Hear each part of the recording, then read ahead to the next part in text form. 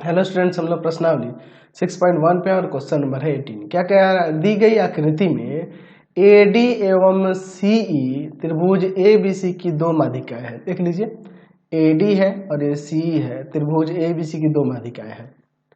D से DF समांतर CE खींचा गया है। D से DF समांतर CE खींचा गया। सिद्ध करो कि BF इक्वल टू में EF, यानी कि ये BF और EF इक्वल होंगे। और फिर दूसरा नंबर में कह रहा है कि AG और GD का अनुपात 2:1 होगा। AG और GD का अनुपात 2:1 होगा, ये भी सिद्ध करना है। चलिए पहले क्या दिया है उसको लिख लेते हैं और क्या सिद्ध करना है उसे देखते हैं। दिया है AD एवं CE त्रिभुज ABC की दो माध्यिकाएं हैं। ठीक है, माध्यिकाएं हैं।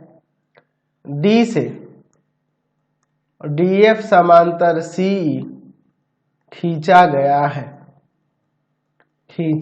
है। तो सिद्ध करना है। क्या सिद्ध करना है जी? पहले नंबर दिया है कि ये जो BF होगा ना वह EF के इक्वल होगा। दूसरा में सिद्ध करना है कि AG और GD का जो अनुपात होगा वह 2:1 होगा। ये भी हमें सिद्ध करना है। चलिए अब इसका हम लोग प्रमाण देखते हैं। आप यहाँ पे ध्यान से देखो, यहाँ पर त्रिभुज BCE, इस वाले त्रिभुज में आओ। ठीक है, त्रिभुज BCE में यहाँ पर अगर इस त्रिभुज में देखोगे तो यहाँ पर D मध्य बिंदु हो जाएगा BC का, क्योंकि AD माध्यिका है तो सामने वाले भुजा को दो बराबर भागों में बांटेगी। तो यहाँ पे लिख सकते हैं कि D BC का मध्य बिंदु है। ऐसा क्यों मध्य बिंदु क्यों है? क्योंकि यहाँ रीजन दे सकते हैं कि AD त्रिभुज ABC की माध्यिका है ना जी। तो सामने वाले भुजा को दो बराबर भागों में बांटेगी, माध्यिका है। चलिए फिर इसके बाद देखते हैं यहाँ पर। अब आगे ये D मध्य बिंदु है तथा हमारे पास एक और चीज दिया हुआ है कि DF जो है ना समांतर है CE के, ये दिया हुआ है। तो हम लोग पढ़े हुए हैं 9th क्लास में एक प्रमेय, मध्य बिंदु प्रमेय का विलोम, कि अगर मान लीजिए त्रिभुज की एक भुजा का मध्य बिंदु से कोई रेखाखंड खींच जाए, वो किसी दूसरे भुजा का समांतर हो, तो तीसरी भुजा को भी वो समद्विभाजित करती है, यानी कि तीसरी भुजा को दो बराबर भागों में बांटती है। यानी कि यहाँ कह सकते हैं कि F जो होगा BE का मध्य बिंदु हो जाएगा। कैसे? यहाँ लिख सकते हैं मध्य बिंदु प्रमेय के विलोम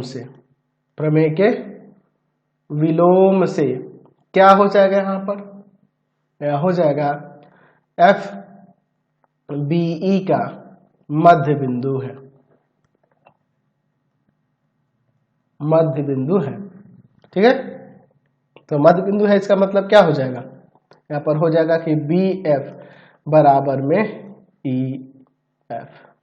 ये BF और EF बराबर हो जाएंगे। जो साबित करना था हमने यहाँ पर दिखा दिया। ये पहले वाले के लिए हो गया। अब दूसरे वाले के लिए आगे बढ़ते हैं।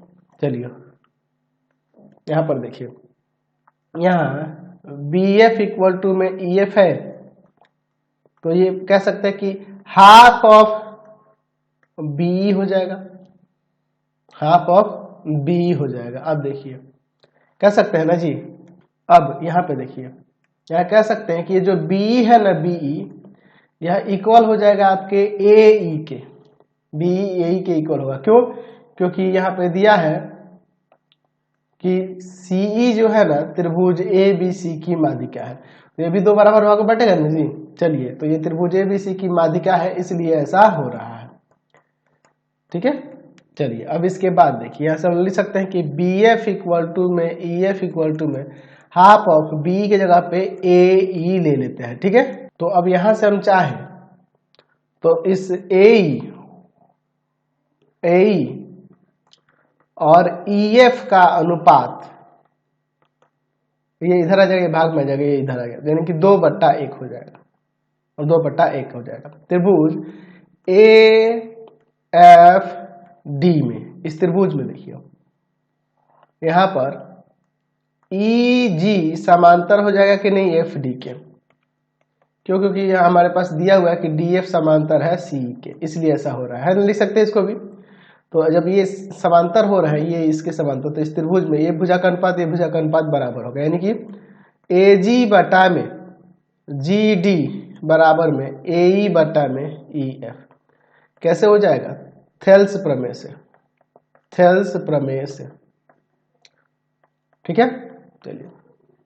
तो यहाँ पर AE और EF का अनुपात 2:1 है, 2/1 है, यानी AG बाई GD बराबर में 2/1 हो जाएगा। इसका मतलब AG और GD का अनुपात जो हुआ वह 2:1 हो गया। समझ गए? चलते हैं नेक्स्ट क्वेश्चन पे। नेक्स्ट क्वेश्चन देखते हैं 19 नंबर। यदि किसी त्रिभुज की किसी शीर्ष कोण का समद्विभाजक उसके आधार को समद्वित करता है तो सिद्ध करें कि वह त्रिभुज समद्विबाहु त्रिभुज होगा।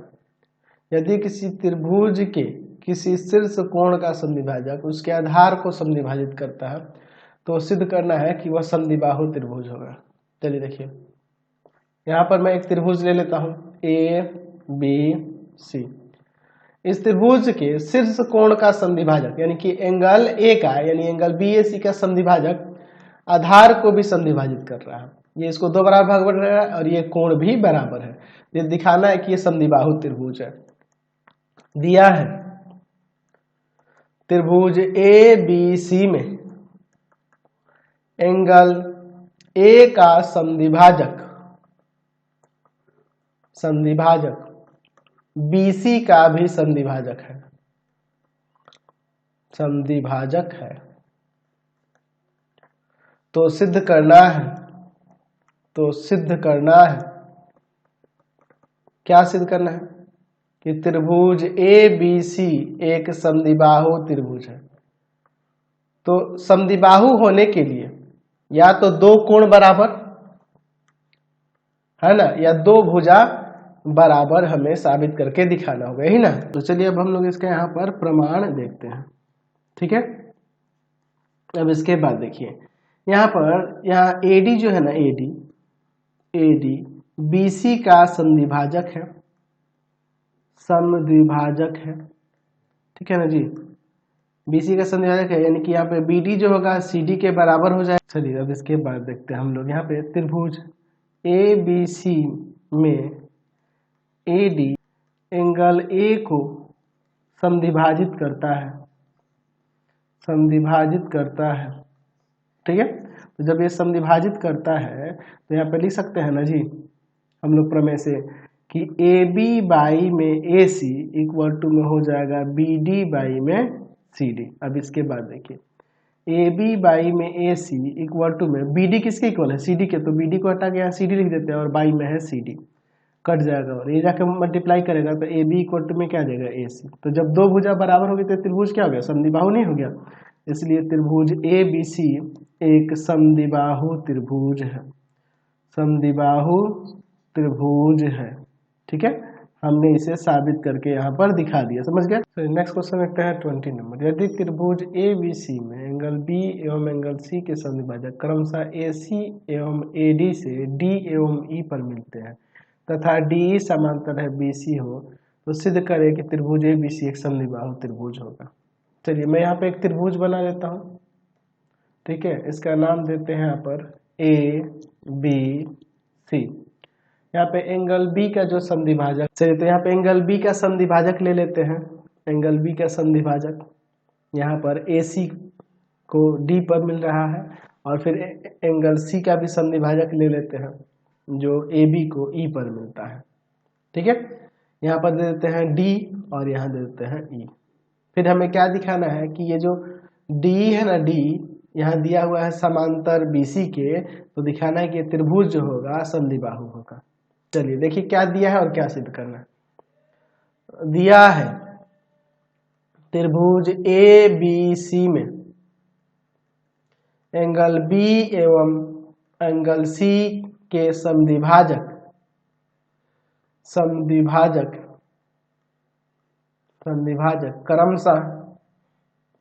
क्रमशः AC एवं AB से D एवं E पर मिलते हैं, ये दिया हुआ है। ठीक है, यहाँ पर डी समांतर दिया हुआ है आपके बीसी के, तो सिद्ध करना है, तो सिद्ध करना है, क्या सिद्ध करना है कि त्रिभुज ए बी सी एक समद्विबाहु त्रिभुज, एक समद्विबाहु त्रिभुज है, समद्विबाहु त्रिभुज है, ये हमें दिखाना है। चलिए तो अब हम लोग इसका प्रमाण देखते हैं। हमारे पास दिया है कि त्रिभुज ए बी सी में एंगल बी एवं एंगल सी के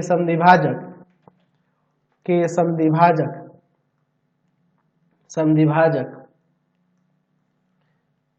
क्रमशः BD तथा CE है।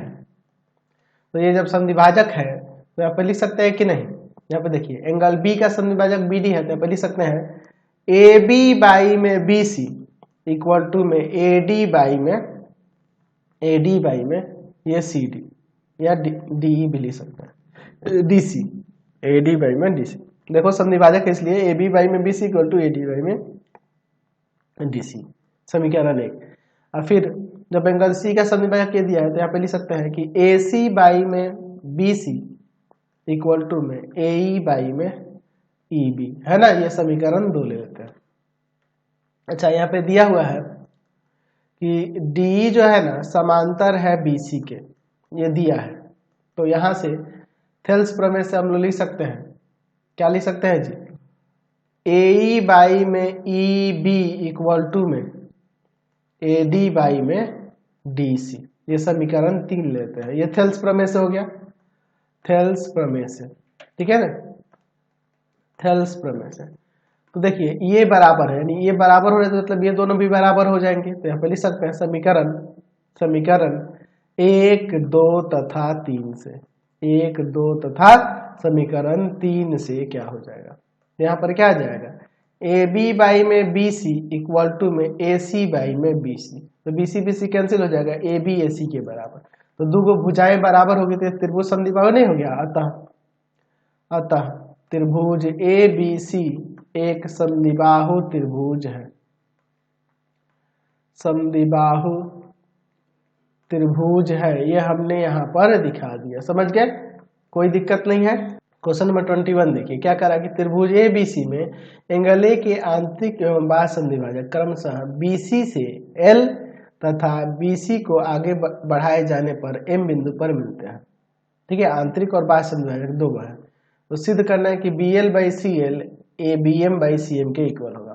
चलिए हम लोग यहाँ पर पहले एक त्रिभुज ABC ले लेते हैं, ठीक है,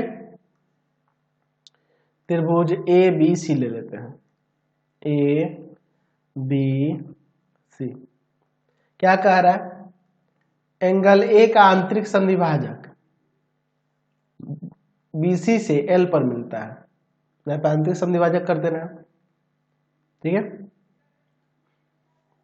L पर मिल रहा है यहाँ पर, और एंगल A का बाह्य समद्विभाजक BC को आगे बढ़ाए जाने पर M बिंदु पर मिलता है, BC को आगे बढ़ा देते हैं इधर, ठीक है, और इस एंगल A का बाह्य समद्विभाजक यानी कि यहाँ पे कोण बढ़ाना होगा, यहाँ भी इसका समद्विभाजक, इसको दो बराबर भागों में बांटने वाला, यहाँ पे कहाँ पे मिल रहा है, यहाँ पर M पर मिल रहा है, ठीक है, यहाँ पर इस तरह से दिया, इधर कोई बिंदु ले लेते हैं, मान लीजिए इधर D ले लेते हैं, ठीक है। हमारे पास क्या सिद्ध करना है कि BL बाई CL, देख लीजिए BL बाई CL जो होगा बराबर हो जाएगा BM और बाई में CM के। चलिए क्या दिया है पहले यहाँ पे देख सकते हैं, हमारे पास दिया है त्रिभुज ABC में एंगल A के आंतरिक एवं बाह्य समद्विभाजक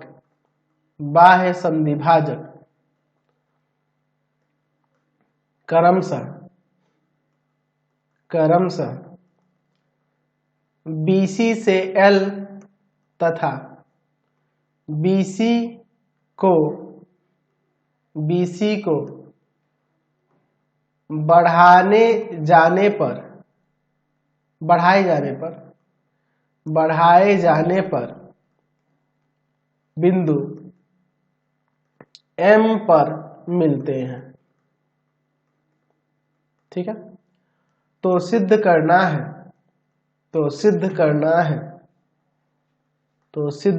है कि BL बाई में CL जो होगा बराबर हो जाएगा BM बाई में CM के। चलिए अब हम लोग इसका यहां प्रमाण देखते हैं। त्रिभुज ABC में एंगल A का आंतरिक संधिभाजक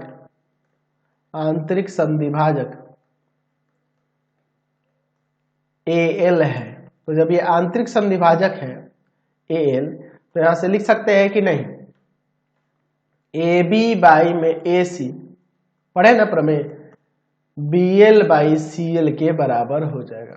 फिर यहां पर देखिए फिर से, त्रिभुज ABC में एंगल A का बाह्य संधिभाजक AM है। तो ये AM बाह्य संधिभाजक है, तो यहां भी हो जाएगा AB बाई में AC इक्वल टू में BM और बाई में ये CM हो जाएगा। ये समीकरण 2। अब इन दोनों समीकरणों से देखिए, समीकरण 1 तथा समीकरण 2 से यहां भी देखो AB by AC AB by AC, तो ये दोनों बराबर हो जाएंगे कि नहीं की, तो BL बाई में CL बराबर हो जाएगा BM बाई में CM के। ये आपका यहाँ प्रमाणित हो गया। चलते हैं आप नेक्स्ट क्वेश्चन पे। आप क्वेश्चन नंबर 22 देखिए, यदि चतुर्भुज ABCD में एंगल B एवं एंगल D के संधिभाजक विकर्ण AC पर एक ही और बिंदु पर मिलते हों, तो सिद्ध कीजिए कि एंगल A और एंगल C के संधिभाजक भी कर्ण BD पर एक ही बिंदु पर मिलेंगे। अच्छा, यहाँ पर चलिए मैं यहाँ पर एक चतुर्भुज बना लेता हूँ। ठीक है, मैं यहाँ पर एक चतुर्भुज बना लेता हूँ।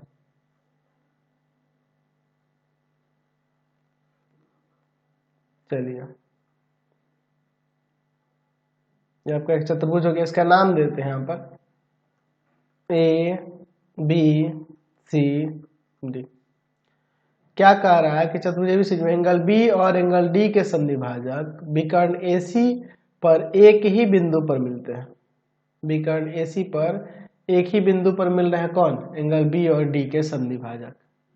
ठीक है, चलिए तो एंगल B का संधिभाजक जो है यहां से इस तरह से खींच देते हैं, और एंगल D का भी संधिभाजक खींच देते हैं। इसको दो बराबर भागों में दोनों एक ही बिंदु मान लेते हैं। कहाँ पे मिलते हैं, एक ही बिंदु O पर मिलते हैं, ऐसा हम लोग मान लेते हैं। तो क्या कह रहा है कि एंगल A और एंगल C का भी संधिभाजक विकर्ण BD पर एक ही बिंदु पर मिलेंगे। यानी एंगल B A का संधिभाजक मान लेते हैं ये है, और एंगल C का संधिभाजक ये है। ये एक ही बिंदु पर ये मिलेंगे, ये साबित करके दिखाना है ना, ये है नहीं, ये हमें साबित करके दिखाना है। चलिए अब हम लोग यहाँ पे लिख लेते हैं क्या दिया है और क्या सिद्ध करना है। दिया है हमारे पास कि चतुर्भुज ABCD में एंगल B तथा एंगल D के संधिभाजक विकर्ण AC पर बिंदु O पर मिलते हैं। ठीक है, ठीक है ना जी। अच्छा, फिर उसके बाद देखिए हम लोग यहाँ पे फिर इसमें कौन ले लेते हैं कि AP एंगल A का संधिभाजक है। ठीक है, ये हमारे पास इसका संधिभाजक है, ये मान लेते हैं। ठीक है, तो हमें दिखाना होगा कि ये CP भी ना यहाँ संधिभाजक होगा एंगल C का, यानी तभी ना ये जाके दोनों एक ही बिंदु P पर मिलेंगे, है ना जी। तो सिद्ध करना है, क्या सिद्ध करना है जी, कि CP जो है ना, CP एंगल C का संधिभाजक होगा, ये संधिभाजक है। ठीक है, ये हमें साबित करके दिखाना है। चलिए अब हम लोग इसका यहाँ पर प्रमाण देखते हैं। अच्छा, हमारे पास दिया हुआ है कि OB तथा OD क्रमशः एंगल बी तथा एंगल डी के समद्विभाजक हैं। ठीक है, ये हमारे पास यहाँ पर दिया हुआ है। ठीक है ना जी, जब ये समद्विभाजक है तो इसके अकॉर्डिंग हम लोग लिख सकते हैं कि नहीं। यहाँ पर ए बी देख लीजिए, ये और ये समद्विभाजक है ना जी, तो ए बी और बाई में बी सी इक्वल हो जाएगा ए ओ और बाई में ओ सी के। ठीक है, तथा एंगल डी का समद्विभाजक ये ओ डी है, तो यहाँ पे लिख सकते हैं यहाँ पर ए डी बाई में डी सी इक्वल टू में ए ओ बाई में ओ सी। ठीक है, तो इन दोनों से अगर देखेंगे तो यहाँ ए O by O C, A by ओ सी, इसलिए यहाँ पे हो जाएगा ए बी बाई में बी सी इक्वल टू में ए डी बाई में डी सी हो जाएगा।